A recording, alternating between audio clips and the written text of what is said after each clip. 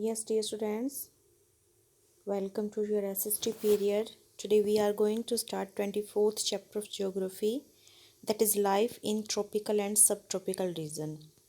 And dear students, it will be the last lesson of geography. Means we will not read the 25th lesson. We will read up to 24th. ठीक है, तो 24th तक ही हमें पढ़ना है. तो ये हमारा ज्योग्राफी का लास्ट लेसन होगा, life in tropical and sub tropical regions. And dear students, in this lesson mainly we focus on Amazon basin and Ganga Brahmaputra basin. Dear students, now let's see the region lying between the Tropic of Cancer and Tropic of Capricorn. Yes, dear students, let's see the region lying between the Tropic of Cancer 20 degree north and Tropic of Capricorn 20 degrees south constitute the tropical region, while the area beyond the tropical region between 20 degree and 30 degree latitudes in both the hemisphere are known as the subtropical area. Dear students, हम यहाँ पे बात कर रहे हैं tropical और sub tropical area की. Let's सी.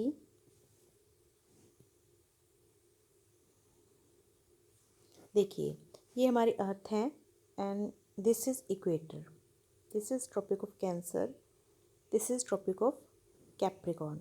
तो डियर स्टूडेंट्स, जो ये बीच का एरिया है इसे हम कहते हैं ट्रॉपिकल एरिया, और इसके ऊपर का ये हिस्सा, इस पार्ट को हम कहते हैं सब ट्रॉपिकल एरिया.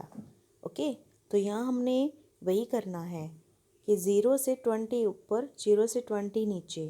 तो ये बीच का ये जो एरिया है जिसे हम ट्रॉपिकल एरिया कहते हैं, और उसके बाद 20 डिग्री टू 30 डिग्री का ये एरिया और 20 टू 30 का ये एरिया, इस पार्ट को हमने पढ़ना है एज अ सब ट्रॉपिकल एरिया.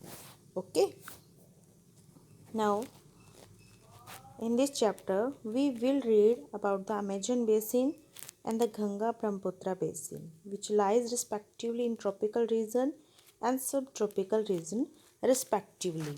तो dear students, अब इस पार्ट के अंदर जो हमने ट्रॉपिकल और सब ट्रॉपिकल एरिया पढ़ा है उसमें हम एक तो अमेज़न बेसिन के बारे में पढ़ेंगे, देन हम गंगा ब्रह्मपुत्र बेसिन के बारे में पढ़ेंगे. अमेज़न बेसिन जो है वो ट्रॉपिकल रीजन में आता है और गंगा ब्रह्मपुत्र बेसिन जो है वो सब ट्रॉपिकल रीजन में आता है.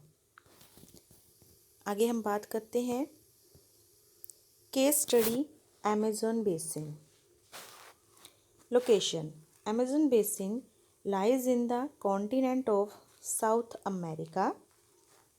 It is drained by the second longest river in the world, the Amazon. तो अमेज़न बेसिन है कहाँ? साउथ अमेरिका में है. Let's see it. ये रहा अमेज़न बेसिन का पार्ट जो कि कहाँ पर है? साउथ अमेरिका के अंदर है. ओके, ऊपर नॉर्थ अमेरिका है कॉन्टिनेंट, उससे नीचे जो साउथ अमेरिका कॉन्टिनेंट है उसमें हिस्सा आता है अमेज़न बेसिन का. और अमेज़न बेसिन में इन्होंने बताया है कि सबसे लंबी जो रिवर है, longest river of the world, that is कौन सी है वो?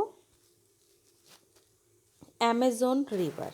ओके, तो इस एरिया में से जो एक सबसे लंबी नदी निकलती है वो अमेज़न रिवर है. आसपास उसकी कुछ सहायक नदियाँ, उनकी कुछ ट्रिब्यूटेरियस हैं. तो बीच वाला ये जो हिस्सा है, मैदानी भाग है, ये अमेज़न रिवर के बेसिन में आता है. This river hold the largest volume of water compare to any other river on Earth. अगर हम बात करें तो इस रिवर के अंदर सबसे ज़्यादा पानी है। धरती पे जितनी भी रिवर्स हैं उनमें से सबसे बड़ी नदी जिसको हम कह सकते हैं वो अमेज़ोन है। लंबी नहीं कह रही हूँ मैं, लंबी नदी जो है वो नील रिवर है। सबसे बड़ी नदी की बात हो रही है, ठीक है।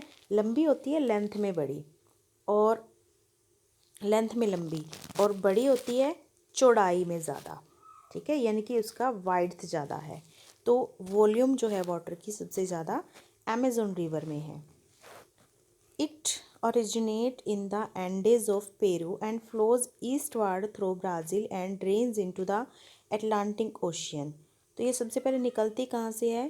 पेरू के एंडीज जो पर्वत हैं, एंडीज पर्वत हैं, उनके पेरू से निकलती है, ईस्ट की तरफ फ्लो करती है और ब्राज़ील में से होती हुई अटलांटिक ओशन में मिल जाती है।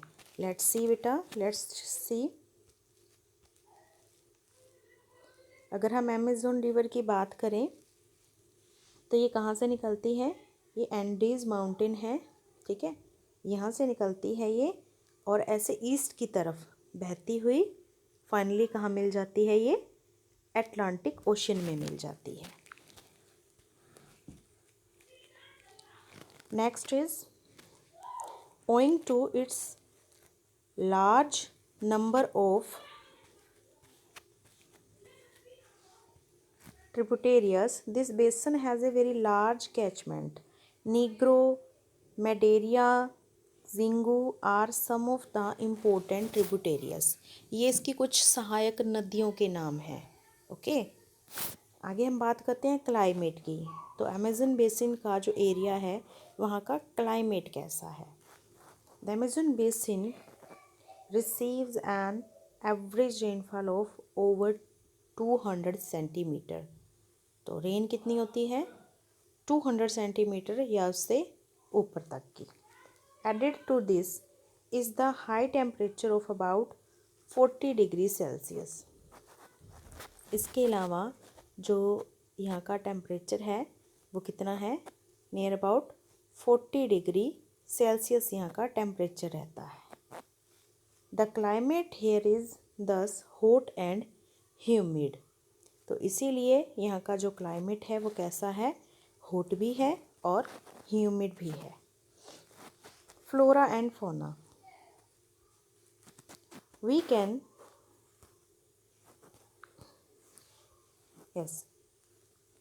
we can find trees like ebony and mahogany, rosewood and cinchona can be found here। ये ट्रीज यहाँ पाए जाते हैं। These hardwoods constitute a large portion of thick rainforest, which is also known as selva। यहाँ पर rain forest जो है ये हम पढ़ चुके हैं कि ऊपर ये जो कैटेगरी है ये रेन फॉरेस्ट की है।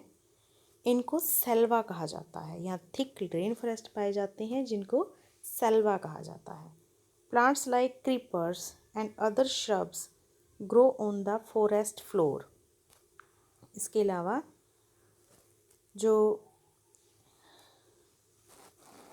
प्लांट्स हैं यानी कि क्रीपर्स होती हैं जो बेल होती है, ठीक है, और अदर श्रब्स मतलब कुछ झाड़ियाँ, वो भी इन फॉरेस्ट के फ्लोर पर ग्रो होते हैं। Which is usually dark owing to the obstruction of sunlight by the tall trees.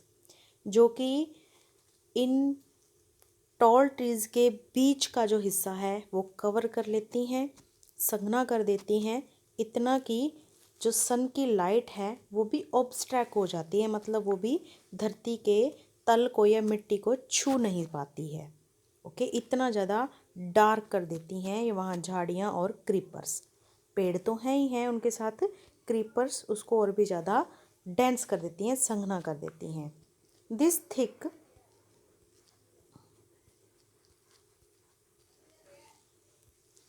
Undergrowth makes lumbering difficult here. तो इस थिक अंडरग्रोथ की वजह से यहाँ पर जो मतलब एक तरह से एंटर करना बहुत ही मुश्किल होता है। Animals found here include gorillas, leopard, apps, monkeys, elephants, hippopotamus, crocodiles and snakes like anaconda. तो ये यहाँ पर एनिमल्स पाए जाते हैं. Exotic birds like toucans and macaws can also be seen here. The flesh-eating fish called the piranha is a native of the Amazon river. यानी कि flesh eating fish जो है जिसका नाम पिरान्हा है वो भी अमेजन रिवर में पाई जाती है. नाउ पीपल, देखते हैं कि अमेज़न बेसिन के अंदर जो लोग रहते हैं उनकी लाइफस्टाइल क्या है, कौन कौन से लोग रहते हैं. Many tribal groups live hair who survive bye hunting and gathering in the jungle. बहुत सारे ट्राइबल ग्रुप्स यानी कि आदिवासी लोग रहते हैं जो कि क्या करते हैं, आज भी हंटिंग और गैदरिंग करते हैं जंगलों में. More settled tribes practice shifting cultivation where they cultivate crops like tapioca, cassava, yam and manioc. तो बहुत सारी जो सेटल्ड ट्राइब्स हैं वहाँ पर वो कौन सी कल्टीवेशन करती हैं, शिफ्टिंग कल्टीवेशन करते हैं. और क्रॉप्स कौन सी ग्रो करते हैं, लाइक तापियोका, कसावा, याम, मानियोक. ये कुछ फसलों के नाम हैं जो वहाँ पे ग्रो की जाती हैं. These people live in huts with thatched roof. और यहाँ के जो लोग हैं वो कहाँ रहते हैं, वो झोपड़ियों में रहते हैं with thatched roof. thatched मतलब मोटी दीवार की छतों में रहते हैं. A large portion of the basin, just a minute, a large portion of the basin has been cleared in recent times to provide land for agriculture. हालांकि अब इस बेसिन का जो बहुत बड़ा एक पोर्शन है, जंगल का जो एरिया है वो क्लियर कर दिया गया है क्योंकि वहाँ पे अब एग्रीकल्चर की जाती है. The discovery of various minerals and oils in the basin has caused widespread destruction of these forests. Even कि हाँ जी, तो बहुत सारे जो मिनरल्स और ऑयल्स मिलते हैं इन फॉरेस्ट के अंदर, इसकी वजह से भी इन फॉरेस्ट का बहुत सारा नुकसान हो चुका है, डिस्ट्रक्शन हो चुका है. Many environmentalists warn that a huge portion of forest may disappear within 20 to 30 years. तो बहुत सारे हमारे जो एनवायरमेंटलिस्ट्स हैं उन्होंने इस बात के बारे में चिंता जताई है कि अगले 20 से 30 सालों के अंदर ये जो फॉरेस्ट है वो पूरी तरह से धरती से ख़त्म हो जाएंगे. So this is the case study of Amazon basin and in the next period next time we will discuss about the Ganga and Brahmaputra basin.